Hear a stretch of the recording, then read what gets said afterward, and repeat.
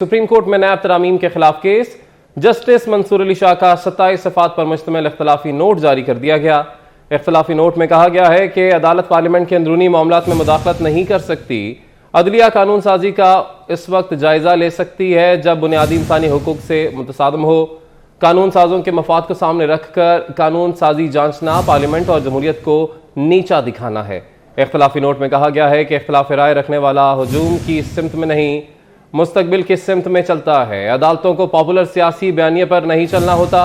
अवामी जज्बात के खिलाफ जाकर भी अदालत को आईन और कानून के मुताबिक फैसले देना होते हैं। अपडेट कर रहे हैं आपको। सुप्रीम कोर्ट में नैब तरामीम के खिलाफ केस। जस्टिस मंसूर अली शाह का 27 सफ़ात पर मुश्तमिल इख्तलाफी नोट जारी कर दिया गया। इख्तलाफी नोट में कहा गया है कि अदालत पार्लियामेंट के अंदरूनी मामलात में मुदाखलत नहीं कर सकती। अदलिया कानून साजी का उस वक्त जायजा ले सकती है जब बुनियादी इंसानी हुकूक से मुतसादम हो। कानून साजों के मफाद को सामने रखकर कानून साजी जांचना पार्लियामेंट और जमहूरियत को नीचा दिखाना है।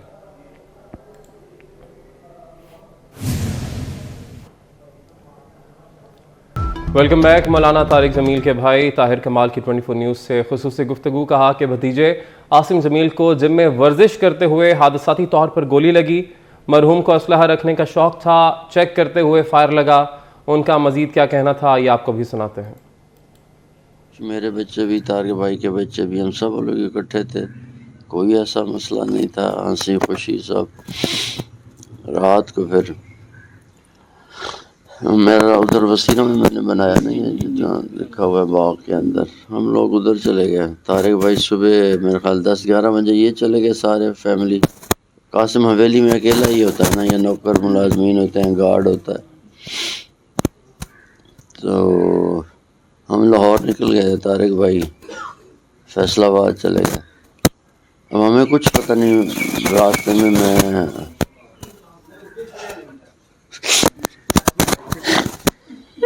टोल प्लाजा मेरी मेरे को बताया सबको गोली लग गई।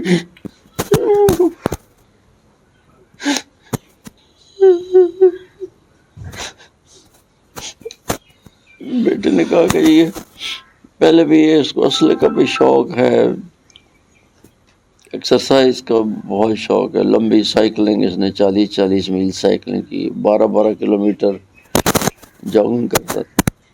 और रात में मैंने कहा माशाल्लाह यार तू फिट हो गया और ये का पेट निकल रहा है। तो बेटा कहता मैं भी एक्सरसाइज कर रहा हूँ, ये भी। और मैं पहले भी टेस्ट करता रहता था। तो शाह बहराम कहता यार खाली है क्या कर रहा है तो एक्सरसाइज कर। कहता यार मैं वैसे ही चेक कर रहा हूँ। ऐसे करके चेक करता गया, टक टक टक। तो वो कहीं कम वक्त उसके अंदर एक गोली थी, वो सीधी इधर आके उधर ही डेथ हो गई स्ट्रेट। मैंने देखा ऊपर हार्ट के ऊपर लगी, उधर गिरा है और बस वहीं ख़त्म हो गया। अब पता नहीं मीडिया वाला कोई जो खबरें आ रही हैं कि दुश्मनी का शाखसाना, कोई कुछ कोई कुछ कोई कुछ कुछ। अल्लाह हिदायत दें मीडिया वालों को, ये सिर्फ अपनी मुनाफा सर्विस चलाने के लिए ऐसी ऐसी बकवास करते हैं जिसका अंदाज़ा, जिसको जो मिलता है उसका तमाशा बना के रख देते हैं। हक़ की बात इन बदबख्तों से होती नहीं, और तमाशा बनाने के लिए अपने वो क्या कहते हैं रेटिंग, रेटिंग बनाने के चक्कर में ये सब बकवास करते। असल ये हकीकत। लाहौर हाईकोर्ट रावलपिंडी बेंच ने लाल हवेली को डी सील करने का हुक्म दे दिया है। अहम खबर से आपको अपडेट कर रहे हैं, मजीद तफसीलात जानेंगे। हमारे नुमाइंदे इरशाद कुरैशी हमारे साथ ही मौजूद है। जी इरशाद, बताइएगा इस हुक्म के हवाले से। लाहौर हाईकोर्ट रावलपिंडी बेंच में जो है लाल हवेली की इसकी आज समाअत थी, जिसमें शेख रशीद अहमद आसूद जो है पेश हुए हैं। और लाल हवेली मंतकी तनाज़ा केस के अंदर जो है अदालत लाहौर हाईकोर्ट रावलपिंडी की तरफ से लाल हवेली को डी सील करने का हुक्म दे दिया गया। चेयरमैन मसूद वक्त को दिया है कि वो इस फैसले को दोबारा जो है सुने, जो है जो केस है इसको दोबारा सुने। अदालत ने वक्त बोर्ड को इस हवाले से जो है हिदायत भी जारी करती है कि शेख रशीद की भाई शेख सिद्दीक की जान की दरख्वास्त जो है वो केस जो है वो लाहौर हाईकोर्ट और दिल्ली में चल रहा था। जस्टिस मिर्जा वकास रऊफ ने जो है आज लाल वैली को दोबारा जो है डीसील करने का हुक्म दिया। पहले जो है लाल वैली को सील किया बाद में जो उसको डीसील कर दिया था, काम अब जो है लाल वैली को दोबारा डीसील करने का हुक्म। बहुत शुक्रिया इरशाद अपडेट करने के लिए। अक़वाम मुत्तहिदा के 33 इमदादी ट्रक रेफा क्रॉसिंग से गजा में दाखिल हो गए। अरब मीडिया के मुताबिक इमदादी सामान में पानी, खुराक और तिब्बी सामान शामिल है। अक़वाम मुत्तहिदा के मुताबिक 21 अक्टूबर के बाद गजा में इमदादी ट्रकों की ये सबसे बड़ी खेप है। मीडिया की रिपोर्ट्स के मुताबिक 7 अक्टूबर के बाद से आज तक गजा में 117 इमदादी ट्रक पहुंचाए जा चुके हैं। अस्पतालों की अपील के बावजूद 7 अक्टूबर के बाद से गजा में ईंधन की सप्लाई नहीं की गई। अक़वाम मुत्तहिदा के मुताबिक 21 अक्टूबर के बाद गजा में इमदादी ट्रकों की ये सबसे बड़ी खेप है। मीडिया की रिपोर्ट्स के मुताबिक 7 अक्टूबर के बाद से आज तक गजा में 117 इमदादी ट्रक पहुंचाए जा चुके हैं। अस्पतालों की अपील के बावजूद 7 अक्टूबर के बाद से गजा में ईंधन की सप्लाई नहीं की गई। अक़वाम मुत्तहिदा के मुताबिक 21 अक्टूबर के बाद गजा में इमदादी ट्रकों की ये सबसे बड़ी खेप है। मीडिया की रिपोर्ट्स के मुताबिक 7 अक्टूबर के बाद से आज तक गजा में 117 इमदादी ट्रक पहुंचाए जा चुके हैं। अस्पतालों की अपील के बावजूद 7 अक्टूबर के बाद से गजा में ईंधन की सप्लाई नहीं की गई।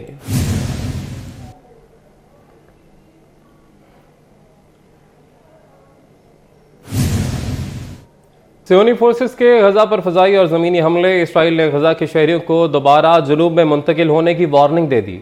इसराइली फौज के तर्जुमान का कहना है कि जनूबी हिस्से में गजा के शहरी पानी, खुराक और अद्वियात हासिल कर सकेंगे। हमास के खिलाफ कार्रवाइयों को रोका नहीं जाएगा। फजाई और ज़मीनी हमले जारी रहेंगे। आज से अमेरिका और मिस्र की इंसानी इमदाद की कोशिशों को भी बढ़ाया जाएगा।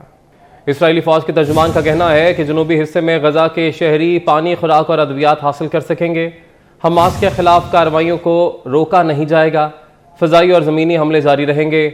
आज से अमेरिका और मिस्र की इंसानी इमदाद की कोशिशों को भी बढ़ाया जाएगा। इसराइली फौज के तर्जुमान का कहना है कि जनूबी हिस्से में गजा के शहरी पानी, खुराक और अद्वियात हासिल कर सकेंगे। हमास के खिलाफ कार्रवाइयों को रोका नहीं जाएगा। फजाई और ज़मीनी हमले जारी रहेंगे। आज से अमेरिका और मिस्र की इंसानी इमदाद की कोशिशों को भी बढ़ाया जाएगा।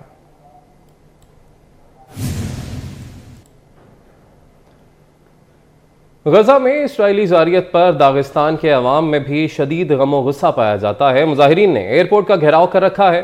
फ़लस्तीनी परचम थामे मुजाहिरीन ने तल अवीव से आने वाले रूसी तैयारे का घेराव कर लिया। तैयारे में सवार इसराइली मुसाफिर लोगों का हुजूम देखकर वापस तैयारे में पनाह लेने पर मजबूर हो गए। मुजाहिरीन ने यहूदी होने के शुबे में एक मुसाफिर को घेर लिया। उसका पासपोर्ट और मोबाइल फ़ोन चेक किया। मुसाफिर खुद को उज़्बेक शहरी बता रहा था। फ़लस्तीनी परचम थामे मुजाहिरीन ने तल अवीव से आने वाले रूसी तैयारे का घेराव कर लिया। तैयारे में सवार इसराइली मुसाफिर लोगों का हुजूम देखकर वापस तैयारे में पनाह लेने पर मजबूर हो गए। मुजाहिरीन ने यहूदी होने के शुबे में एक मुसाफिर को घेर लिया। उसका पासपोर्ट और मोबाइल फ़ोन चेक किया। मुसाफिर खुद को उज़्बेक शहरी बता रहा था।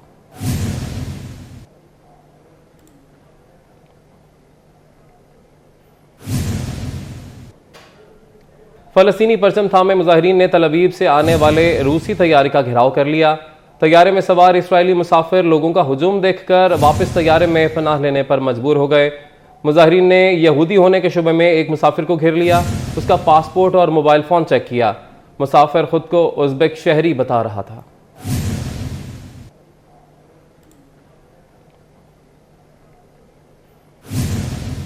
आगे बढ़ेंगे, आपको बताएंगे इस्लामाबाद हाईकोर्ट ने ऑडियो लीक्स के मामले पर विफाक को जवाब जमा कराने के लिए 1 माह की मोहलत दे दी। जस्टिस बाबर सत्तार ने रिमार्क्स दिए कि इलेक्ट्रॉनिक सर्वेलेंस कैसे हो रही है और कौन कर रहा है। पाकिस्तान टेली कम्युनिकेशन अथॉरिटी तो कह रही है कि उन्होंने किसी को इजाज़त नहीं दी। इसी पर बात करेंगे। हमारे नुमाइंदा रोजीना अली हमारे साथ मौजूद हैं। जी रोजीना, बताइएगा। जी बिल्कुल, अहम ऑडियो लीक्स केस की समाअत इस्लामाबाद हाईकोर्ट के जस्टिस बाबर सत्तार ने की।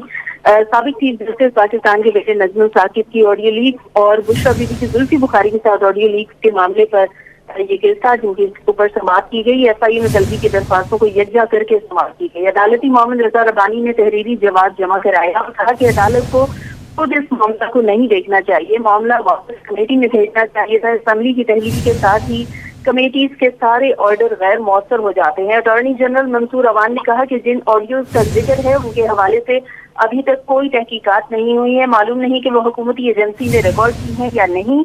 ये चीज भी वाज़ेह हो लेने थी कि ऑडियो किसने रिकॉर्ड की, जिन खुफिया इदारों के पास ये सलाहियत है इससे मुतालिक इन कैमरा कार्रवाई में बता सकते हैं। पार्लिमानी कमेटी की तरफ से पटिशनर के खिलाफ कार्रवाई का आगाज नहीं किया जाना चाहिए था। पार्लियामेंट के तहलील होने के बाद जो है दरख्वास्त गैर मौसर हो चुकी है, उसे निपटा दें। जस्टिस बाबर सत्तार ने कहा कि वज़ीर आज़म से बात करें, काबीना से बात करें। ऑडियो टेपिंग के मुतालिक कोई कानूनी फ्रेमवर्क होना चाहिए। ये नहीं हो सकता कि हमारे दफ्तरों और चैम्बरों में हमारी गुफ्तगू रिकॉर्ड हो रही हो। और जस्टिस बाबर सत्तार ने ये भी कहा कि मैं आपको मुनासिब वक्त दूंगा मगर इस हवाले से कानूनी दायरा कार से मुतालिक जवाब जमा कराया जाए। जस्टिस बाबर सत्तार ने ये रिमार्क्स भी दिए कि ये पाकिस्तान की तारीख में पहले भी हुआ है। बेनजीर भुट्टो केस से अब तक ये चीजें रिकॉर्ड पर हैं। अगर हमारे फोन की निगरानी की जा रही है तो हमें पता होना चाहिए कि ऐसा कौन कर रहा है। एक ही ऑडियो पर तो FIA तफ्तीश भी कर रहा है। पहले तो ये हो जाए कि वो ऑडियो कहाँ से आई है और लीक कैसे हुई है। हुकूमत ने ऑडियो लीक से मुतल्लिक अहम जजेस पर मुश्तमिल अदालती कमीशन भी तश्कील दिया। इस कमीशन के TO वार्ड में भी ये सवाल नहीं था कि ऑडियो लीक कौन करता है। तो अदालत ने वफाक को जवाब जमा कराने के लिए इस पर 1 माह की मोहलत दी है। ठीक है, 1 माह की मोहलत दे दी गई है ये जवाब जमा कराने के लिए विफाक को। बहुत शुक्रिया रोजीना अपडेट करने के लिए। निगरान पंजाब हुकूमत आइंदा 4 माह के लिए 2073 अरब रुपए का बजट की मंजूरी देगी। गैर तरक्याती अखराजात के लिए 1718 अरब रुपए और जारी तरक्याती स्कीमों के तरक्याती बजट के लिए 355 अरब रुपए की मंजूरी दे दी गई है। बात करेंगे, हमारे नुमाइंदे दुर्र नायाब हमारे साथ मौजूद हैं। जी दुर्र नायाब, बताइएगा, बजट मंजूर कर लिया गया है? जी बिल्कुल, निगरान वज़ीर-ए-आला पंजाब मोहसिन नकवी ने काबीना के साथ 2023-24 के आइंदा 4 माह की बजट की मंजूरी दे दी है। निगरान पंजाब हुकूमत ने आइंदा 4 माह के लिए 2073 अरब के बजट की मंजूरी दी है। गैर तरक्याती खर्चात के लिए 1718 अरब रुपये मंजूर किए गए हैं। तरक्याती स्कीमों के लिए तरक्याती बजट के लिए 355 अरब रुपये की मंजूरी दी गई है। 33 अरब रुपए की गैर मुल्की फंडिंग से भी तरक्याती स्कीमों को बरवक्त मुकम्मल किया जाएगा। Planning and development board Punjab की जानिब से 4900 तरक्याती स्कीमों के लिए 355 अरब रुपए मुख्तस करने की तजवीज़ थी, जिसको मंजूर किया गया। 1 नवंबर से शुरू होने वाले फंड्स को 120 दिनों के लिए मुख्तस किया गया। पेंशन की बद में 130 अरब रुपए, जबकि सरकारी मुलाजिम की तनख्वाहों के लिए 170 अरब रुपए की मंजूरी दी गई है। जी ठीक है, बहुत शुक्रिया अपडेट करने के लिए।